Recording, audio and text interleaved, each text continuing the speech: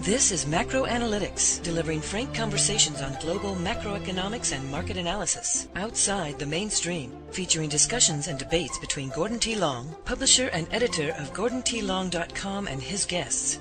The content of this discussion is strictly the opinion of the participants. It is in no way a solicitation for business, nor is it to be considered investment advice of any sort. Always consult a registered investment advisor before making any investment decision. These discussions are extremely hard-hitting and terribly frank, and parental discretion is advised. Now, on to the show. Good morning. I'm Gord Long with GordonTLong.com. I have with me this morning John Rubino, well-known author and publisher of the website dollarcollapse.com. Good morning, John. Welcome back. It's been an eventful month, huh? Well, you warned everybody what you saw coming, and we were talking about the preliminary cycles in the credit market and high yield specifically, and a lot of your articles. So no real surprise, but I think a surprise is just how dramatic it's been in 10 days. Bubbles work, though. You complain about them and warn about them for years, and then all of a sudden everything changes and they finally burst. But you wish you'd waited for 2 or 3 years to start pointing out the problems. And this one has been no exception, except that it's lasted longer than the previous bubbles. And the reason for that is that it's global. This is it's a money bubble. It's the fiat currencies of the world and government debt, these gigantic global markets. And so it took a really long time before the imbalances got to the point where they started to really cause trouble. And as you said, in the last month or so, things have started blowing up pretty much everywhere.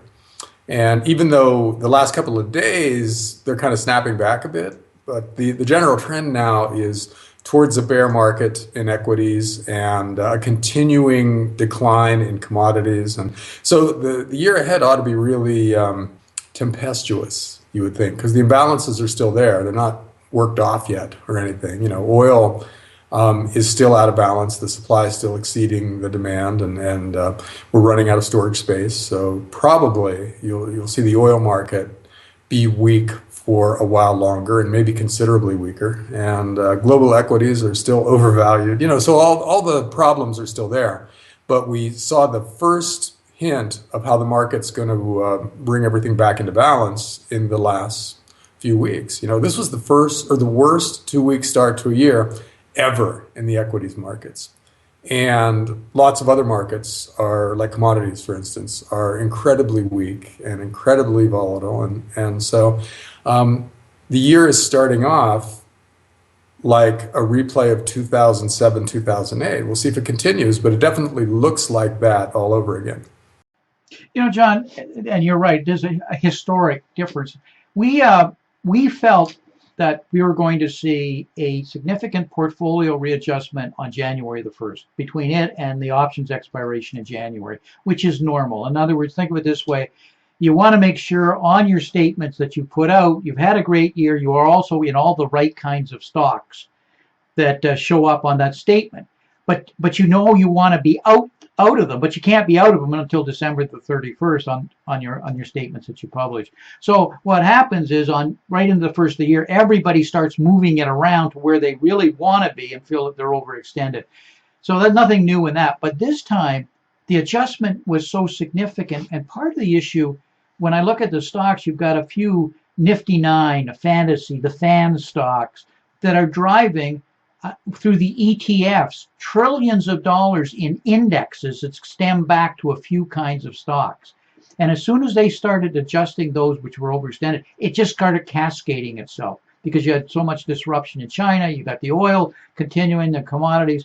So I think it just kind of got away on everybody, personal observations. But John, I got some charts I want to show today and get your comments and your feedback. And the one I have up here now is showing the amount of credit that's just continuing to expand all the way, pre-2008 and even after 2008, where there's been no deleveraging. And you said the imbalances haven't been corrected.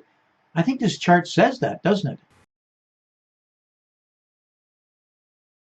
It's interesting that we have thought different things about debt in different time periods of the last 30 or 40 years, but the charts don't show any real difference. If you look at total debt, it has just continued to march higher year after year, decade after decade. You know, in the 1990s, we thought we had the debt thing solved because the US government was actually paying off debt. You know, we were actually running surpluses. But it turns out we had just shifted the debt increase process to the private sector, you know, and so private sector debt grew enough to offset the decline in government debt.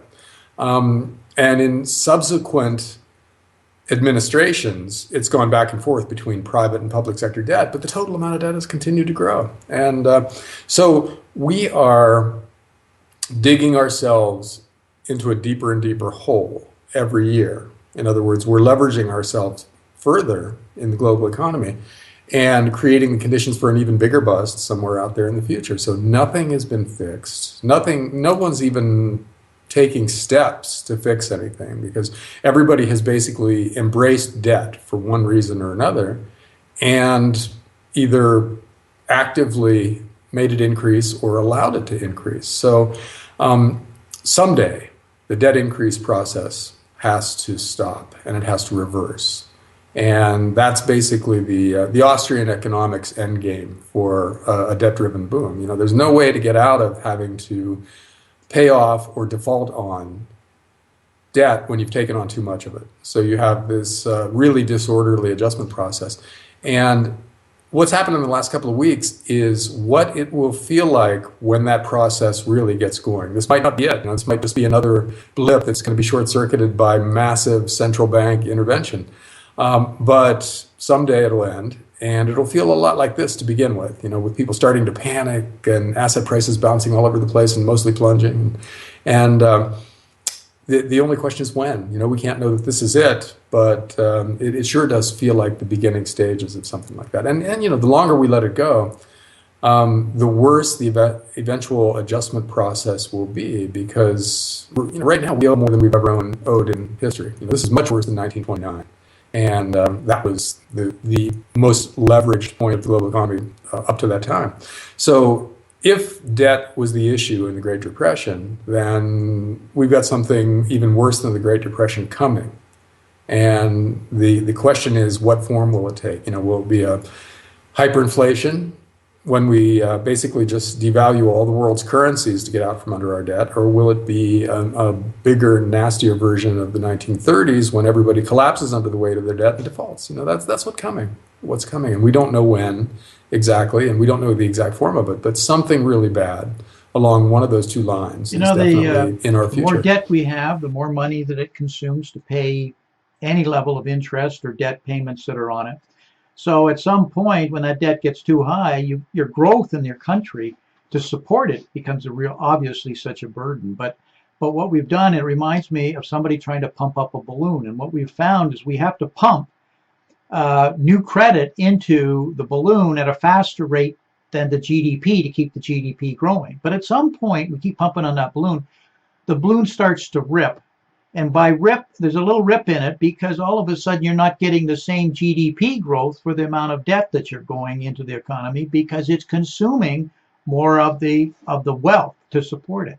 So then you have to pump a little faster because you got the rip in the balloon. So you're pumping faster, but the faster you pump, the bigger the rip is. And I believe we're kind of at that stage right now. But what happens is the rip gets bigger and bigger. And so it goes on for a while, but at some point what happens is all the air you're pumping in starts to just go out on the rip. And so the balloon no longer is tight on the outside. It starts to contract and just comes in on itself. And I think that we're not there yet, but that rip is noticeable now. And that's the kind of things, maybe a bad analogy, but the kind of thing that we've really been seeing. Because the rate of growth of GDP for putting in more money is now negative. And I just finished with Lacey Hunt, and he's got a tremendous report out here at Q4 of what was wrong with quantitative easing and why it is destructive, why it is counterproductive, and he's being an academic argument, and why he thinks the long bond is going down in terms of yield and quite significantly, and he consults to an awful lot of money. I have up here the yield curve, and the yield curve is flattening, and that's a sign of very serious troubles. It says money isn't worth anything. And that's a Yeah, sign of when long-term very interest serious rates go problems. down, It says that's a money isn't sign that people expect slower growth, lower inflation in the future, and they're willing to accept even fairly low long-term bond yields as a way of protecting their Precise. capital. And that's what we're seeing now. Long bond yields are dropping, and short yields are not dropping. They're even up a little tiny bit in the US. And so the yield curve flattens. And that's usually an indicator of a slowdown or a recession on the way, because the bond market is signaling a slowing of the economy. So, yet another signal that this recovery that was never a really robust recovery is running out of steam. And no matter how much money we borrow now, it's not producing growth. So all we're doing is leveraging ourselves even further without creating any new wealth. So, as I said, the hole is getting deeper, and it's going to be harder and harder to climb out of. I think we're beyond the point where we could actually just get out of the hole painlessly. Something bad has to happen to get rid of this debt. Has the credit cycle reversed? And because when I look at the credit cycle, the Fed can do certain things, but it does not control the credit cycle. And what controls it, to me, my experience has been when companies' cash flows and earnings, EBITDA, starts to fall in relation to its debt, it's a higher credit rating, and money therefore gets more expensive for those people with a weakening credit rating, even if they haven't taken the credit rating down per se. But we have falling revenues on the top line. We've had falling margins. We've had falling earnings, though we're boasting earnings per share. But cash flow is now falling. So if this credit cycle turns, that's a serious, and they don't change quickly. This becomes a protracted period of time. Comments on your experiences with the credit cycle? Yeah, it can take a while, and we're seeing it slowly deteriorate now. As you said, corporate revenues have been going down for a while, and corporate earnings are down, and earnings per share are kind of flat. But that's because companies are buying back stock with borrowed money, so they're basically leveraging themselves to protect their stock prices in the short run. But they're running out of the ability to do that because corporate debt is soaring, and at some point, if you keep borrowing, the net effect is negative. You hurt yourself more than you help yourself. And a lot of companies are at that point. You look at what IBM has done in the last few years. They've borrowed billions and billions of dollars to buy back their shares while they're shrinking, while the company's revenues are going down and earnings are not increasing. So, in effect, they're doing a slow motion leverage buyout. And you can't go on with that forever, because eventually you buy up all the equity and you're a private company then. None of these guys want to do that, and the credit markets won't let them do that. So what has happened lately is the companies with the biggest buyback programs have actually seen their shares underperform the market, whereas before they were outperforming the market. And now they're being punished for borrowing money to buy back more stock. So that tells us we're kind of at the end of that process, which is yet another part of the recovery that's ending now. So most of the things that have driven the recovery, such as it is, are starting to run out of steam. As you mentioned, the equity markets in the U.S. are increasingly supported by just a handful of companies that looked untouchable. The one decision stocks of this generation, where if you buy it, you don't have to worry about it. Well, Amazon and Google and Netflix and Apple have all tanked lately, although they're up a little bit today. But in general, they're up 15, or they're down 15 or 20% so far in 2016.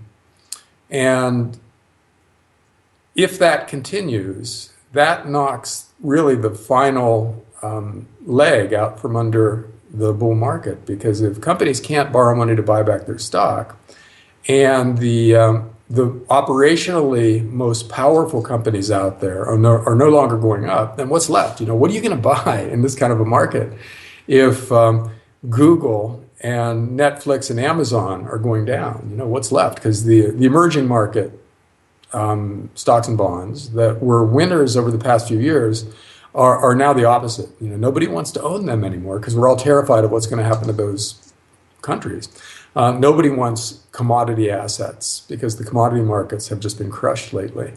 And so that leaves just a handful of really boring stocks like retailers who are also getting whacked lately. But the low end retailers typically do okay in recessions because we can't shop at high end stores, so we go to Walmart and dollar stores and things like that.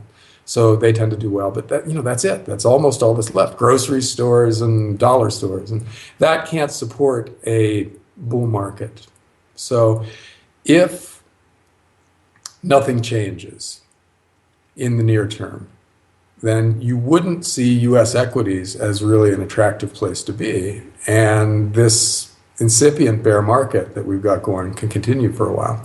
And if that happens, it's not clear that the global financial system can handle an equities bear market, because we're so highly leveraged that even a garden variety problem like a 20% drop in stock prices has reverberations everywhere that are, as it turns out, really dangerous. Like the pension funds in the US that are already underfunded will be grossly underfunded, catastrophically underfunded, if their equity positions, which have been up in the last few years, go back down. And what happens then? You see a lot of pension funds either having to raise taxes in order to fund themselves adequately or cut benefits, which impoverishes the people that the funds are designed to help and slows down the economy for that reason, or just flat out default in some way, which would cause a crisis in the municipality where it happens. And so we're seeing a lot of pension funds turn into sort of our version of Greece if we have a protracted bear market in equities, where you've got these local and state entities that can't function anymore in the current environment and start causing all kinds of trouble that can turn systemic really easily. Almost any problem now can become a much bigger problem because everything else is so highly leveraged that it's fragile. And so that's what we're looking at in 2016, where relatively small problems that used to be manageable are no longer manageable. And so we can't let them happen. And so central banks are going to get a lot more proactive and experimental in 2016, which is, I think, one of the really interesting parts of the story. We're going to see some stuff that dwarfs the old QE programs in terms of audacity, QE for the people, or a debt jubilee or something like that, or the war on cash. These are going to be the themes going forward. And they're going to open a new chapter in economic history and not a positive chapter. John, I totally agree with you. I think everybody's underestimating what's in store going forward of new policies and new experiments from the central banks out of desperation. And I would suggest we're probably, even with quantitative easing 3 and likely QE4 coming, whatever they call it, we're probably in the second or third innings. And so there's a lot of incredible experimentation that'll come out of desperation and reaction to it, because it's like they're trying to stick their fingers in the dam and it's cracking everywhere, whether it's the municipals that you were talking about. Look what's happening in Puerto Rico, Illinois. I mean, there's fractures, and I could go through them all, but we're seeing fractures in major industries. Let's talk about the oil industry. Let's talk about the commodity sector that just are global and are huge. Look, let's just talk about the oil. I have a chart up here on collapsing oil prices, but what it's doing is it's taking countries with it. So here we have Saudi Arabia's current account. It's now going to float a $10 trillion Saudi Aramco IPO. Unheard of. Do you know how much money that's going to take out if they do float that? And we have Iran now with sanctions lifted, saying they're going to 5 million barrels a day of production. We may be in the midst of an oil war between Saudi Arabia and Iran that could itself take on a whole new life of itself. Comments? Oil exporters in general have, over the past 30 or so years, built up these huge war chests, where they ran surpluses because they were selling so much oil. And they created these sovereign wealth funds that are basically government-run hedge funds that have been going around the world buying up a lot of assets. And now they've had to shift that process into reverse, where they're having to dump assets And that is sending shockwaves through the global investment community, because all of a sudden you've got Saudi Arabia calling up its managers and saying, oh, you know what, we're going to need $500 billion back this year. So the hedge funds and the investment companies that have been managing that money have to sell assets in order to give Saudi Arabia back their money. And multiply that by 5 or 6 or 10 or 20 other sovereign wealth funds, and you get a huge amount of selling pressure out there that contributes to the bear market and just generally destabilizes the financial markets. And as you said, we might have a price war that continues for a while between Saudi Arabia and Iran, neither of whom are willing to blink. In other words, to give up market share in order to support prices. So that could force oil prices down further. And then, the oil patch in the US was funded largely with junk bonds. And a lot of those junk bonds are on the balance sheets of the big banks and of pension funds and of a lot of individual investors. So you see a lot of people being hurt by a crisis in the shale oil junk bond market. And again, it's the kind of thing that if it's $1 trillion, that's not overwhelmingly huge in the scheme of things, but it's the beginning of something that, it's the first domino that could knock down other dominoes. And we really can't handle that kind of a crisis. If something blows up in $1 trillion market, it can easily become a 10 or $20 trillion problem because it causes knock-on effects. It causes people to panic and move out of entire sectors. So let that happen in the junk bond market, and that's a big deal. Let Chicago declare bankruptcy, and what does that do to the muni bond market in the U.S.? That's potentially a huge problem. Let Saudi Arabia and Iran refuse to stop pumping, and oil prices go from wherever they are today, $32 a barrel, to $20 a barrel. And then you see a bunch of flat-out bankruptcies among fairly major commodities companies. And what does that do? All of these things are potentially subprime mortgages all over again. Something that starts small, that the experts claim is contained, but really isn't contained, and then just metastasizes to the rest of the global financial system.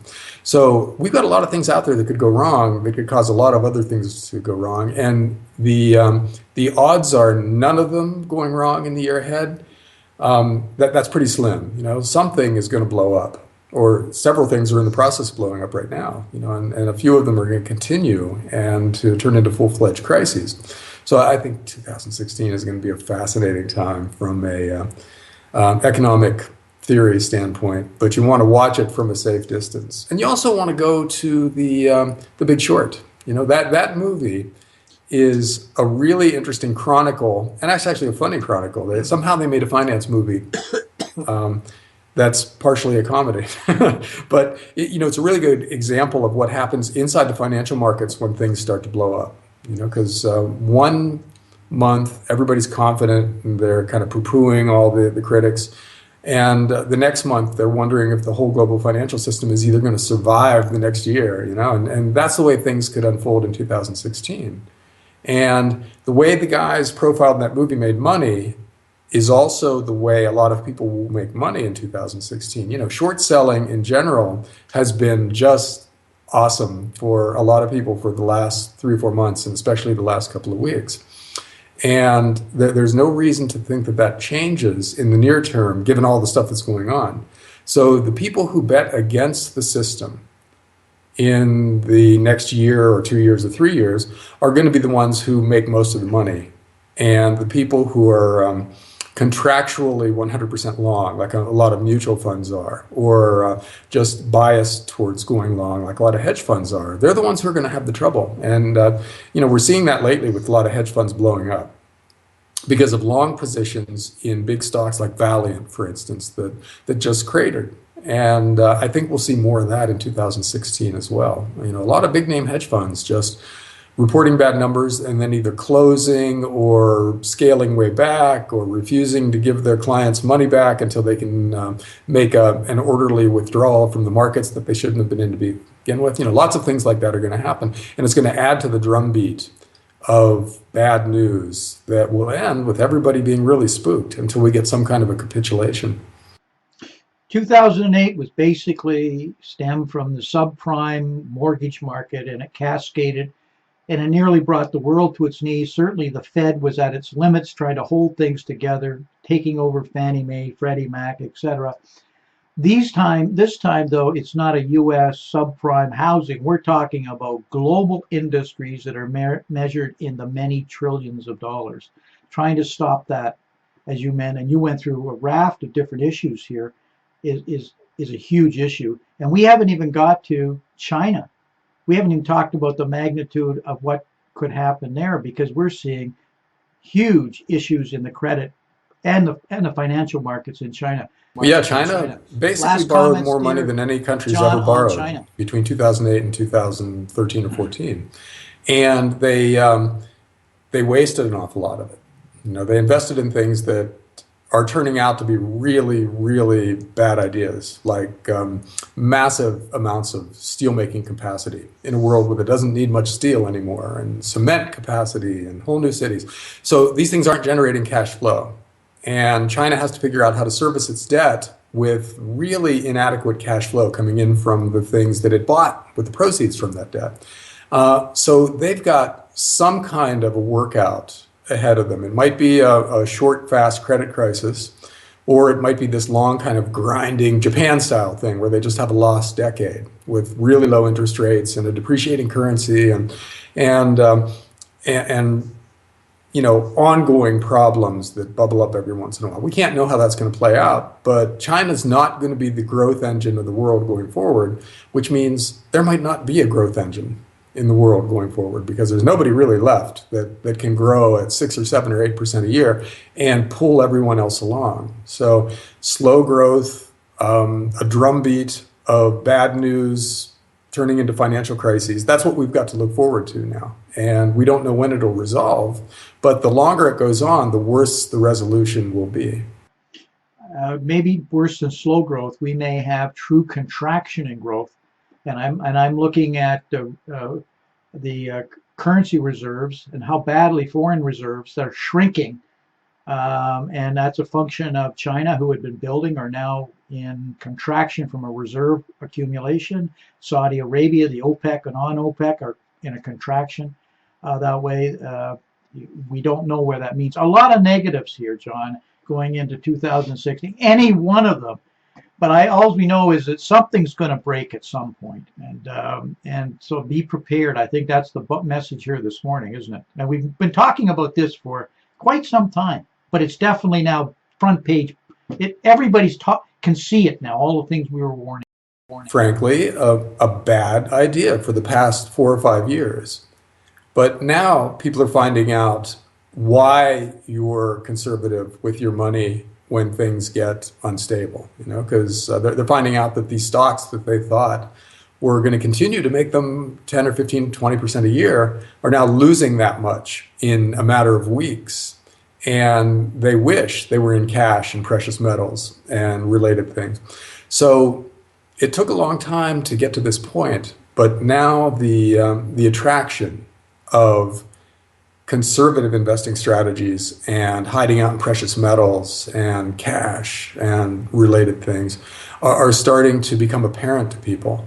And I think we'll see a psychological shift going forward in which it's risk off for a really long time.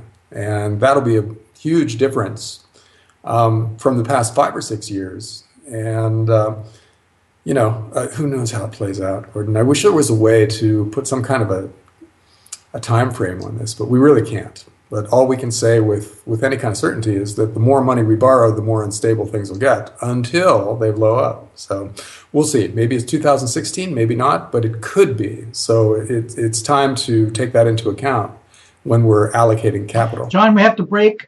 Great discussion as usual. And I'm looking forward again to next month as you keep updating on what's going on here. But I know this, whatever we're talking about next month will be a complete surprise. Talk to you next month. Bye. This has been Gordon T. Long, editor and publisher of GordonTLong.com. New recordings are posted regularly and can be found at GordonTLong.com. New show notifications are available through RSS feed, iTunes, and other social networking venues at GordonTLong.com.